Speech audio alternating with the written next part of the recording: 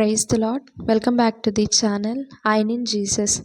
దేవుని కృపలో అందరూ క్షేమంగా ఉన్నారని ఆశిస్తూ ఉన్నాను. ఈ దినం దేవుని వాక్యం ఆదికాండం 9వ అధ్యాయం 24వ వచనం. అప్పుడు నోవహు మత్తు నుండి మేల్కొని తన చిన్న కుమారుడు చేసిన దానిని తెలుసుకొని. ఈ దినం మనం నోవహు గారి యొక్క కుమారుడి గురించి ధ్యానించబోతా ఉన్నాం.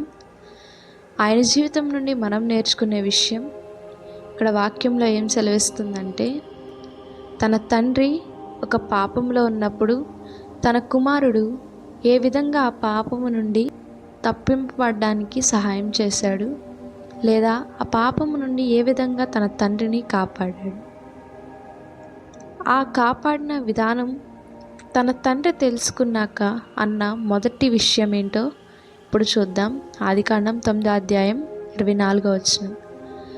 మరియు అతడు షేము దేవుడైన యెహోవా స్తుతింపబడునుగాక, కనాను అతనికి దాసుడగును.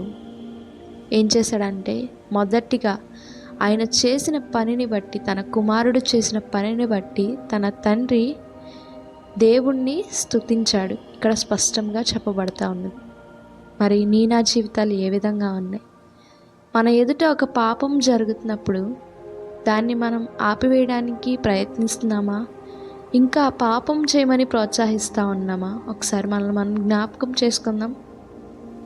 దేవుడు ఈ దినమందు మనల్ని హెచ్చరిస్తూ ఉన్నాడు. ఒకవేళ మనం ప్రోత్సహించే వారంగా ఉన్నామేమో, ఆ విధంగా చేయకుండా దేవుణ్ణి బట్టి ఆ యొక్క పాపము నుండి వారిని విడుదల అనుగ్రహింపమని ఏ విధంగా చేయాలో ఆయన యొక్క వాక్యమును అనుసరించి వారికి బోధించే వారంగా నా జీవితాలు దేవుడు మార్చునుగాక. అందును బట్టి దేవుని నామానికి మాత్రమే స్తుతి కలుగునుగాక.